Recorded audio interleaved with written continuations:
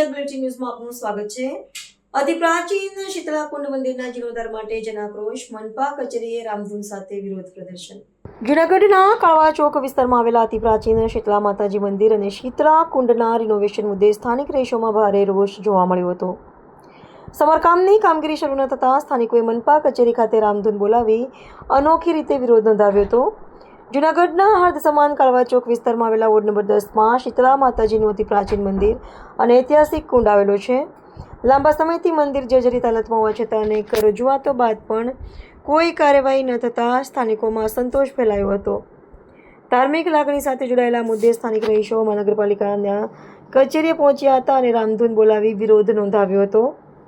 સાથે જ મંદિર સ્થળે ઉપવાસ આંદોલન કરવાની ચીમકી ઉચ્ચારી હતી। તાત્કાલિક સમારકામની માંગણી કરી હતી। આંદોલન બાદ મનપાના જવાબદાર અધિકારીઓ અને પદાધિકારીઓ દ્વારા સ્થાનિકો 2 દિવસમાં પ્રશ્નના નિરાકરણ અંગે ખાતરી આપવામાં આવી હોવાનું જાણવા મળ્યું છે, જેના પગલે હાલ સ્થાનિકોએ તંત્રની કામગીરી પર નજર રાખી છે। શીતળાકુંડના પ્રશ્ન માટે અમે જ્યારથી ચૂંટાયા એ પછી તરત જ અમને એમ થયું કે આ શીતળાકુંડ છે એ ઘણો જૂનો છે। આપણા માટે આ વોર્ડ નંબર 10ની અંદર એક હેરિટેજ વ્યવસ્થા કહેવાય એ છે।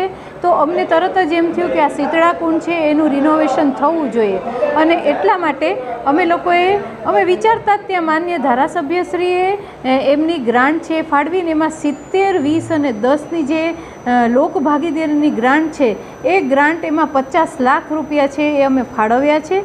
અને આ જે ઠરાવ છે એ ઠરાવ સ્ટેન્ડિંગ કમિટીની અંદર ઠરાવ નંબર 46 તારીખ 26/5/26ના દિવસે અમે ઘણા બધા 70, 20 અને 10ના જે લોકભાગીદારીના કામો છે એ મંજૂર કર્યા છે। એમાં શીતળાકુંડના રિનોવેશનનું કામ પણ અમે મંજૂર કર્યું છે। એટલે ટૂંક સમયની અંદર આ શીતળાકુંડ છે એ ખૂબ સરસ રીતે એનું રિનોવેશન થશે, રિસ્ટોરેશન થશે અને ખૂબ સરસ રીતે એનું જે મંદિર છે, મંદિરનો ગુંબજ છે, ત્યાં શીતળામાનું મંદિર છે, એ બધું જ સરસ રીતે એનું રિનોવેશન થશે। એના જે પગથિયા છે, નીચે જે કુંડ છે, કુંડના પગથિયા છે એનું પણ રિનોવેશન થશે।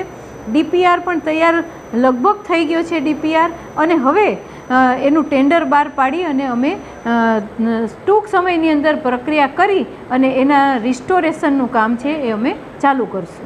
આપણે જોઈએ કે આજે શીતળાકુંડ જે છે, જે અતિ પૌરાણિક જગ્યા છે, ત્યાંના જે એનું આખું રિનોવેશન હતું એ બાબતે ત્યાંના સ્થાનિક લોકો અત્યારે અહીં મહાનગરપાલિકા કચેરી ખાતે મોટી માત્રામાં મહિલાઓ અને ત્યાંના સ્થાનિક લોકો આવેલા હતા। જે આપણે જોઈએ કે વોર્ડ નંબર 10 છે એમાં સ્થાનિક જ પદાધિકારીઓ, સ્ટેન્ડિંગ ચેરમેન અને શાસક પક્ષના નેતા હોય ત્યારે આપણે જોઈએ કે એ વોર્ડની હાલત કેવી છે। મહાદેવના મંદિર ઉપર પાણી પડે છે। 1 વર્ષથી આ ગ્રાન્ટ ફાળવી દીધા છતાં 50 લાખ રૂપિયા મંજૂર થઈ ગયા હોય છતાં કામગીરી ચાલુ કરવામાં નથી આવતી। એટલે બધાએ જે આજુબાજુના જે તમામ ધર્મપ્રેમી જે આસ્થાથી જોડાયેલા પૌરાણિક શીતળાકુંડ છે એ રિનોવેશન બાબતે અને તાત્કાલિક એની કામગીરી ચાલુ થાય ત્યારે મોટી માત્રામાં મહિલાઓ અને સ્થાનિક લોકો આવેલા હતા। ત્યારે અમારા વિપક્ષ દ્વારા અમારા પ્રમુખ મનોજભાઈ જોશી તથા અમારા કોર્પોરેટર તથા મિહિરભાઈ મહેતા તમામ એમને ટેકો આપ્યો હતો અને જ્યાં સુધી આ કામગીરી ન ચાલુ થાય ત્યાં સુધી ત્યાં ઉપવાસમાં જે શાસક પક્ષના લોકો છે, જે સ્ટેન્ડિંગ ચેરમેન, અને એમને ચેતવણી આપી છે, એમને 3 થી 4 દિવસનું બાંહેધરી આપી છે। હવે જોઈએ કે જ્યાં સુધી કામ ચાલુ નહીં થાય ત્યાં સુધી અમારા જે કાર્યકર્તા આજુબાજુના લોકોની છાવણી નાખીને ત્યાં સુધી ત્યાં બેસશે।